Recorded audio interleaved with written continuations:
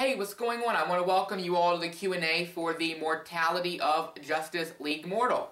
Now, when I first announced this Q&A, I said my narrator in the documentary, who is Jason Dardick, would be with me in this Q&A. Unfortunately, that's not how this is playing out now. I'm the only one that's going to be in the Q&A. My name is Mitchell Rosenblum. I'm the writer, director, and producer of the Mortality of Justice League Mortal, which is a documentary about the canceled live-action Justice League movie, Justice League Mortal. So, yeah, so let's get started with the Q&A. A lot of you have sent in questions, and I thank everybody that sent in questions. Thank you so much for sending in questions and expressing interest in this, in this documentary. So, let's get started. Oh, actually, sorry, before we start, I just want to say that if I mispronounce anybody's names, I apologize. I mean, I have a list of the questions, but if I mispronounce your names, I'm sorry. Just so, let's get started with the questions. Anthony Arfuso writes, upon your casting of Wonder Woman, were there any plans to briefly show her backstory, including possibly having Linda Carter herself being rightfully cast as this franchise's very own Queen Hippolyta? Very good question, Anthony, and thank you for the question. I just want to clarify before I answer it that it was not my casting. I am not affiliated in any way with Warner Brothers or DC Comics. I have no connection with them in any way. However, I can say that because I've read the script, I know that there were no plans to show her backstory. Her Island Nation Themyscira was referenced in the script, but her backstory wasn't shown in the movie. And now the second part of the question, possibly including Linda Carter herself as Queen Hippolyta. Now, Queen Hippolyta wasn't in the movie. The character was not in that movie. But I will tell you this, Linda Carter, honestly, I would love for her to do it. If a Justice League movie ever happened, which it was going to, but unfortunately got canceled, Linda Carter would be great in the role if they chose to include that character. I mean, after all, she was Wonder Woman. Linda Carter was Wonder Woman. So it would only be right for her to do it as sort of a passing of the torch to the next Wonder Woman. Let's move on to the next question. Carlo Rosso asks, is it possible we can have a peek into the suits? Rendered images or hand-drawn pictures?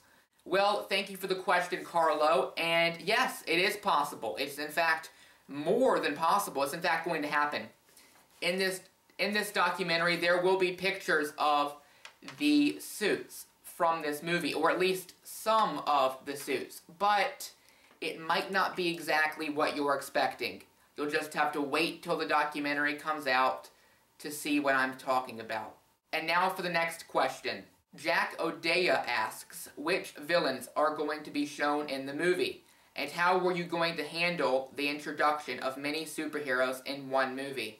Okay, so I just want to clarify again that I am in no way affiliated with Warner Brothers or DC Comics. So it wasn't me that was going to handle it, it was Warner Brothers and DC Comics. But besides that, the villains in the movie were going to be Maxwell Lord and Talia al Ghul.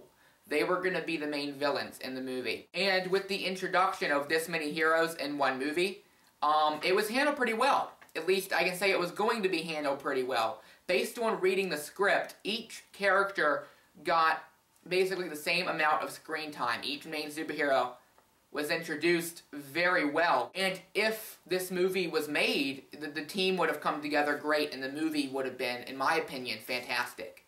Our next question comes from Phil Maynard, and he asks, who was originally cast for the characters? Very good question, Phil. Very good question. DJ Catrona was cast as Superman. Armie Hammer was Batman. Megan Gale was Wonder Woman. Common was Green Lantern or Jon Stewart. Adam Brody was The Flash or Barry Allen. Anton Yelchin was The Flash or Wally West. Santiago Cabrera was Aquaman. Hugh Keays-Byrne was the Martian Manhunter. Jay Baruchel was Maxwell Lord. Teresa Palmer was Talia al Ghul. Zoe Kazan was Iris Allen, and the only role that wasn't confirmed casting was Alfred Pennyworth. It was rumored for a while that Stephen Tobolowsky would be playing Alfred Pennyworth, but he later denied those rumors. And now for the next question. Jacob Scott asks, how are you going to juggle having different actors being the same characters in the Justice League and the solo films? Christian Bale was Batman in the Nolan films, but in the Justice League film, Armie Hammer would have been Batman. Very good question, Jacob. Very good question. I just want to clarify again that it wasn't me that was going to handle it because I am no way affiliated with Warner Brothers or DC Comics. I just want to get that point across right now because it's an important point to get across. But what I can say is that what this script did was it introduced these characters in a different way than they were in the other solo films at the time. And at the time, those solo films were the first two movies in the Dark Knight trilogy and Superman Returns. So they introduced them differently. And by doing so, they were like different characters in the other versions. That's how they were going to handle it, at least from the perspective of reading the script. That's how they were going to handle it. The next question comes from us and I just got to say real quick, I'm very sorry if I butcher this name coming up because I don't know how to say it, so I'm sorry if I butcher your name. But Adeniyi Blackbono Lala. I'm hoping I said that right. If I didn't, I'm sorry. But Adeniyi asks, why didn't WB go forward with the live-action film of the Justice League?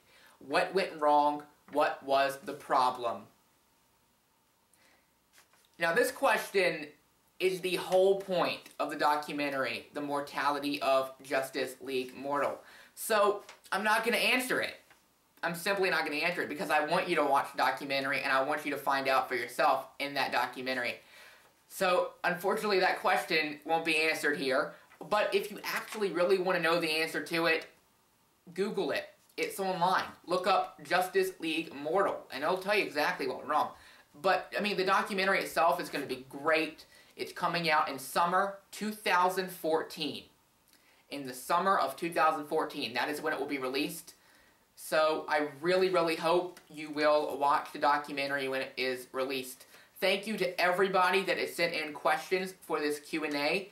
I really love that there's already interest in this documentary with these questions already. There's interest brewing, and we haven't even really released content for it yet, and there's already interest in the documentary. So thank you to everybody who sent in questions, and I hope you enjoyed the Q&A, and I hope you will watch in summer 2014. Starting in 2007 all the way to 2008 was a movie called Justice League Mortal. George Miller was going to direct and Pete Jackson's company Weta was producing it. This movie, which was going to be filmed in Australia, was written by Kieran and Michelle Mulroney. It was going to be directed by George Miller, and it was being produced by Peter Jackson's company, Weta. If what we were going for would have happened, it would have been the perfect combination of sort of the realistic grittiness of like the Dark Knight series mixed with the amazing detail and sort of tactile nature of the Star Trek series.